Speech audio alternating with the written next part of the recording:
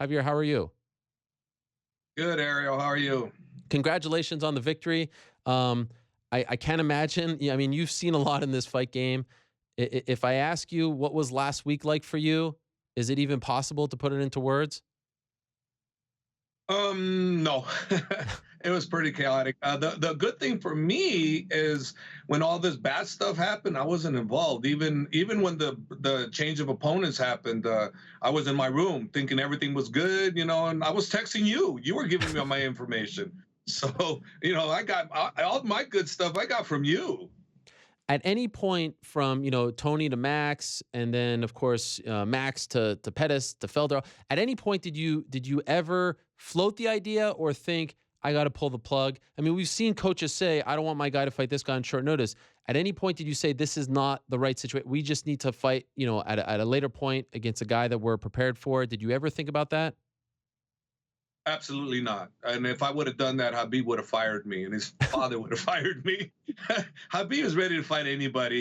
He's out to prove he's the best, and he wasn't going to duck anybody. It didn't matter who it was. And you make 155, it's for the title. It's on. It doesn't matter. King Kong, Superman, you name it. It doesn't matter. He was going to fight whoever was going to be there, and I was all for it because I knew he was ready for a 5-round war, which is what I always prepare my guys for, 5-round war.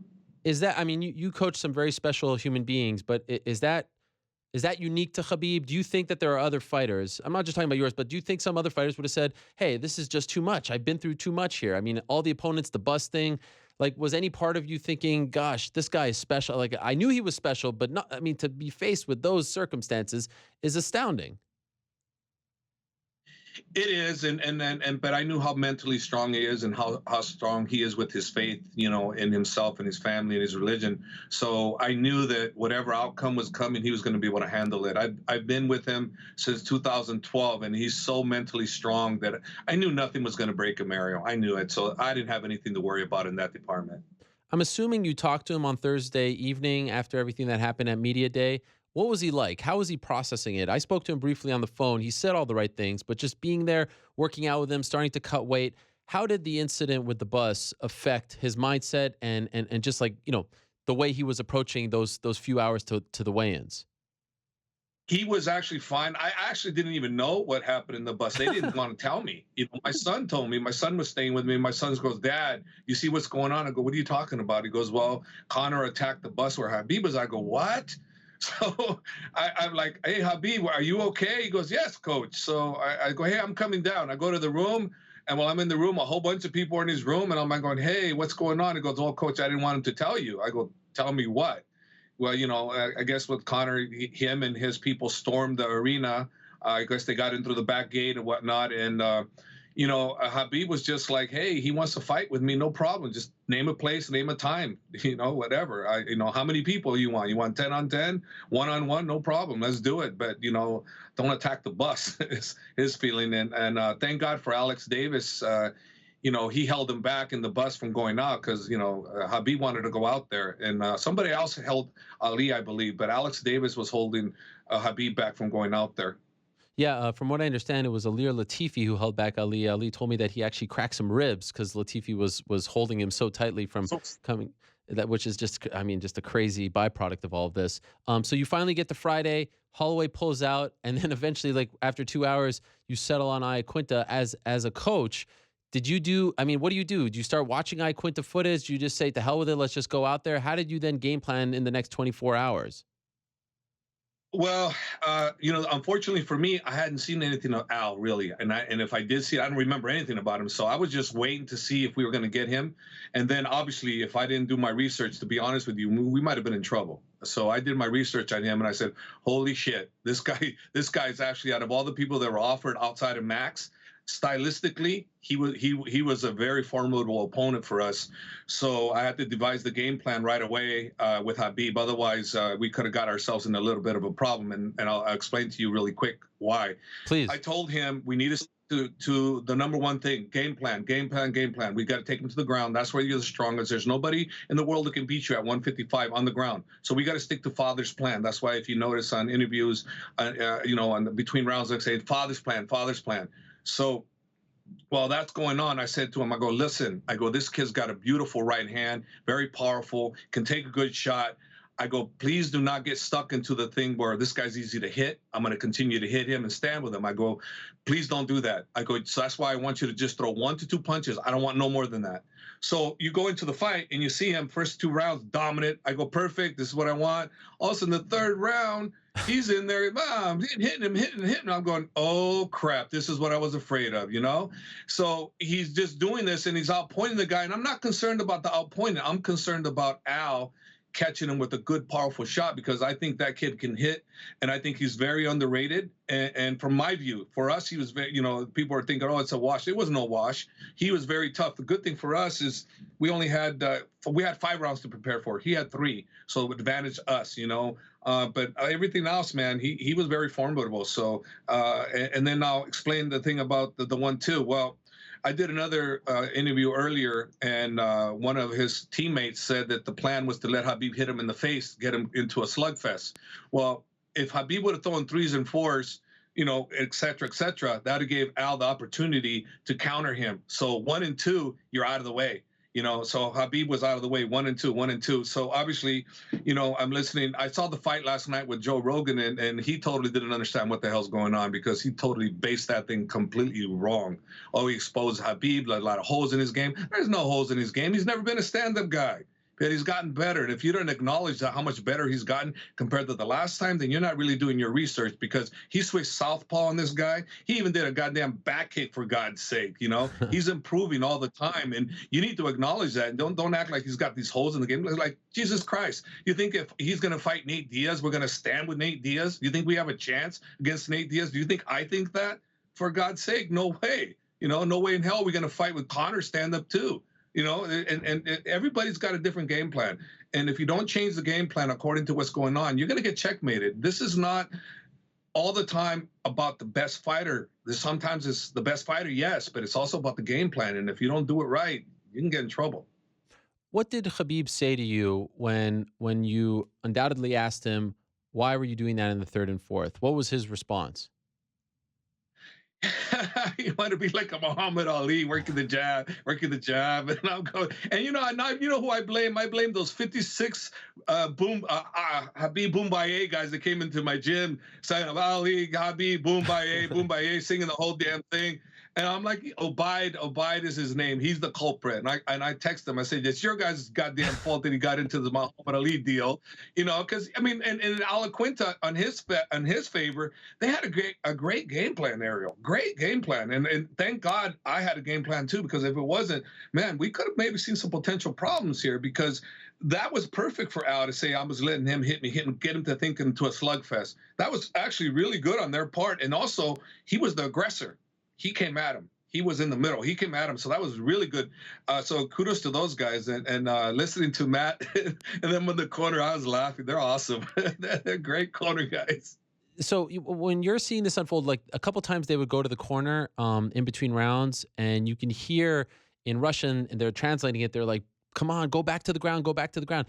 How frustrating is it as a coach? You know how easy he's getting him to the ground in the 1st and 2nd. I scored those first 2 rounds 10-8 for Khabib. How frustrating is it to watch him ignore you guys and try to turn into Muhammad Ali? It wasn't frustrating. After the 4th round, I said, hey, listen, it's obvious you're not going to give me what I want. So do me a favor, please. Give me half of what you're doing and give me half of the father's plan. Okay? So please do me that. Because when you do that, it goes, yes, coach. So that's why you notice in the 5th round, he was able to take him down. And listen, Joe Rogan says, oh, look, he's, it's fighting the defense. Hey, dude, you got to understand, if your fighter, Khabib only tried one, and he was a Mickey Mouse type way. It was a decent shot.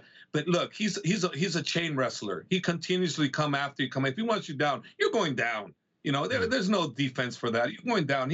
How many times, Ariel, you've seen him fight? How many times will he continue to shoot on you? He can shoot the whole 5 rounds if that's what he needs to do. He ain't going to stop.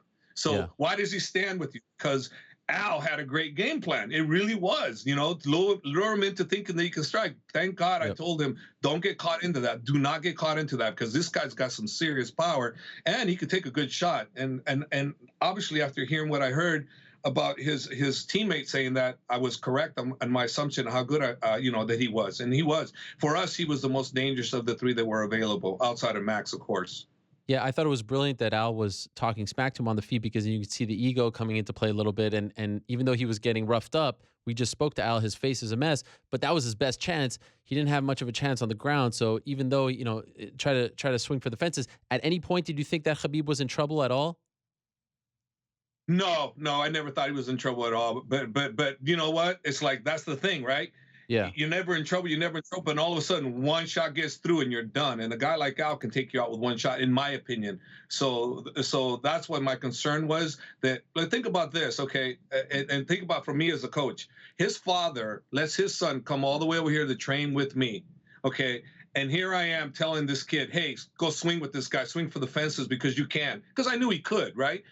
And all of a sudden, when that shot gets in, now I got to answer to his father. How good is that going to look on me? yeah, Here I am. His father trusts me with his son that knows that I'm going to do the right thing, and here I do the opposite. I do the opposite of what his father would want. That's very disrespectful, and there's no way in hell I was going to go and do that. There's no way in hell I was going to do that. On top of the fact the right game plan was to take him down because he is dangerous. He's a very dangerous opponent who has power, and I knew he could take a shot. Khabib hits hard, but he's not a super hard puncher yet. And a lot of times people forget. I say it all the time, Arrow. I've said it to you. He's growing. He's growing. He's not no great striker yet, but he's growing. He's getting yeah, better every time, you know? And think about this. You've seen him with his last fight, right?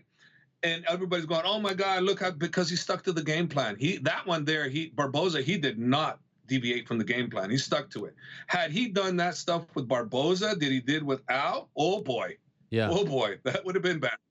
Yep, I was thinking of that as well. So I want to ask you about his dad and your relationship with his dad because it's very clear how close they are and how influential he is on Khabib's life. He was on our show last week in studio, and it's crystal clear how important his dad is. How do you manage that? Because like when Quinta is named opponent, do you get on the phone with his dad? Are you able to communicate with him to devise a game plan? How do you manage? Because typically, like with the DC, you're the head coach, you do your thing. But here you have to, you have to work with his father. It's very important. How do you do that? Actually, I don't. I've never spoke to him one time about game planning. I never spoke to him about anything. I just know Wow. what he wants. Know exactly what he wants. I know what he wants me to do without ever talking to him because I know his son. I know his son's strengths. I know how his father would want things done, and I want the same thing because we kind of have the same mentality on how to attack in a fight. And so I don't need to talk to his dad. And I know his dad knows that I'm doing the right thing for his son and all the other fighters that his dad allows to come train at my academy. He knows that I will take care of him, and I have, and I've done the right thing by all of them, and I will continue. I will continue to do that. But I've never spoke to him. I love the guy. I think the most highest respect for him. I think he's a great, great coach. And he's also a great human being for allowing his guys to come and train with me. Well, so you've never actually had a conversation with him or just not about game planning? I've had conversations when he was here at my gym, when he was able to come here, and with the utmost respect for him. Same likewise, he gave me the same respect I gave him. And yeah, I've talked to him. We've discussed things, and he watched me in action. He watched what I did, and he told Khabib, "I'm very comfortable with you. I know he will do the right thing by you." What was it like when he called you up and for you after everything that you guys have been through? I know you haven't been with him for his entire life like his dad, but you've been through a lot with Khabib, the ups and the downs, the injuries, the time off. He wins the belt, he calls you up, he gives you that respect. What was that whole scene like for you afterwards? It's kind of surreal in a way to have a fighter go out and give you the kind of respect that he gives me. It's like I feel like I'm his father. And actually, I just a little teary because I watched his father just recently. They sent the video of his father dancing, and it made me kind of tear up. Wow. They filmed his dad reacting to the win? No, they just did a celebration, and his father was doing their traditional dance, and Wow. it teared me up.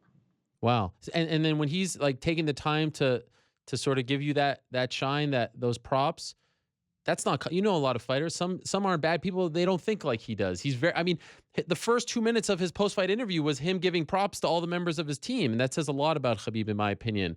For you, what was that moment like? A lot of people goes, "Oh, it's about time, it's about time," and I'm like thinking, "Hey, you guys don't understand. These guys have a lot going on in their mind. They all think that it's hard for them to Right. come out and thank their coaches like they all want to do that. All these guys do. All my guys are that way. But man, you know, Ariel, you've interviewed a lot of people. It's so difficult to do it on that moment. You know, you forget everything. You know, so like DC is becoming such a great commentator and everything that DC does. That this DC knows that being in the limelight all the time, DC knows you got to practice this stuff. You can't. It just doesn't come out because come fight time. And so you better practice what you want to say after speech, after fight speech, because if you don't, you'll forget. You'll forget. That's why I don't know if you remember, but I used to tell Cain Velasquez after his fights, don't forget to thank Dwayne Zinkin. Don't forget to thank, you know, your father, this and that. Don't forget to thank these people. So I would whisper in his ear and I'd tell him that. And if you notice on this one with Khabib, I said to him, hey, don't forget to thank so-and-so, you know, and so he did, you know. But if I wouldn't have said that, I'm not sure he would have said that. After the fight, not about the family member, sure, somebody else. Yep. After the fight, Khabib once again expresses his desire to fight George St. Pierre. How do you feel about this? He really wants to fight GSP. I spoke to GSP. Right now, he said, you know, I think that he has other business to take care of, and that's all he said. What do you think? Do you think that this is an idea that's even, you know, plausible? I think it's plausible, but I think GSP is so smart that he knows that he wants to see how the momentum keeps going, and I think that it could be built into something huge for GSP. But also, if you follow GSP like I have, also like you have too, he's a man that takes his craft very serious. He wants to make sure that his weight is and his health is very good before he takes that as an undertaking, because you know, George isn't going to come out and just in 3 months fight you. No. He's going to calculate this. He's going to go every little bit, every chance he gets. He's going to drop the weight properly. He's going to be where he needs to be. I followed all these interviews. I've seen what he's done. He's a very smart individual, and he doesn't take it very lightly. He loves to win. He doesn't like to lose. So he doesn't like to leave anything to chance out there, the chance of him losing. He won't do it. He will not do it. And so he knows right now if he was to fight Khabib, it would be dangerous for him to just drop that kind of weight. Okay, so let me ask you this. George St. Pierre, Conor McGregor, Tony Ferguson. If you had your way, if Khabib came to you and said, Coach, who do I fight next? Who do you pick? GSP. Really? I want the edge. Because he'd have to drop all that weight. It's an advantage. I'm not stupid. I'd want GSP because, you know, then that just leaves, and I'd leave Tony for last. Really? Why? Why last? You're done with it? Because... No, not with it. I think Tony deserves it. Tony's a great fighter. He's a great champion, and he deserves to be there. But I think Tony and him, because of the drama, I think personally that needs to be the biggest fight in the history. Those two guys, you know. So I want Tony last because I think Tony deserves to be the last guy. You know, I really do. You know, but he's been through a lot. They've both been through a lot with each other. Javier, I don't know if you know this, but on Thursday at around 1:30 p.m. Eastern time, Conor McGregor and friends of his attacked a bus trying to get to Khabib Nurmagomedov. That fight is the biggest fight in the history of the sport. I mean, this thing, the whole sport, there's been nothing crazy. Conor and Khabib in the same octagon, there's nothing bigger in this sport. Those press conferences, I mean, would be unlike anything we've ever seen. You know this, right? Yeah, no, I know. And that's what I'm trying to say. If you get GSP, and that would go fantastic. Then you go after the big whale, which is Conor. But then once you're successful with Conor, in the meantime, Tony's going to be doing everything he can, and Tony's going to destroy everybody in his path, right? Yeah. So yeah. I'm just foreseeing it. I'm foreseeing Tony becoming bigger than life, and all of a sudden these two guys at the end, the drama has been built, and Tony's going to do some stuff that's going to create more. And the drama between Conor and you already know, and I know if they do fight. It's going to be, they're going to go to every city, every whatever countries and build this thing up like a major deal. Tony's always going to be in the back of their mind for Khabib, you know, and it's always going to be there. So I just personally feel when Khabib ends up with Conor and he is successful, that I believe that now he's become such a huge megastar himself that the Tony beef's still going to be there, unfinished business. That's my opinion. And it could very well backfire, and it could be that maybe the next one is Tony out and Conor's the last. Yeah. For sure. But Conor definitely is the big whale. I know he didn't do it on purpose, but I feel like him striking with Quinta in the third and fourth round, like predominantly staying on the feet, was the smartest thing business-wise that he could have possibly done, because for the last 24 hours, I keep getting texts from friends who are watching like, oh, Conor's going to smoke this guy. You see his striking? Oh, he's just going to go there and knock him out. Now everyone thinks Conor has a chance. So now we have this amazing scenario where, you know, the old school fans, the wrestling fans will say, oh, he's going to smoke him. And then the Conor fans say, oh, he's just going to stand with him and knock him out in 2 minutes. I feel like that was brilliant. What do you say to people who now say Conor Actually, 2 days ago, I didn't think he has a chance, but after seeing him striking against Iaquinta, I think Conor now beats Khabib. What do you say to those people? I think they're 100% correct in the way you're thinking, but let's see how the game plan pays out. let's see if we're foolish enough to stand with Conor like that, or let's see how much we've improved since then. Right. That's the one thing what you saw from Khabib. Let's face it. When he was punching 1-2. He was dropping his hands. His chin was up high. He leaned back. So if Al would have been smart enough to come at him with 3s and 4s, then we could have potentially clipped us. But Al was doing 1s and 2s himself. He wasn't doing too much combinations.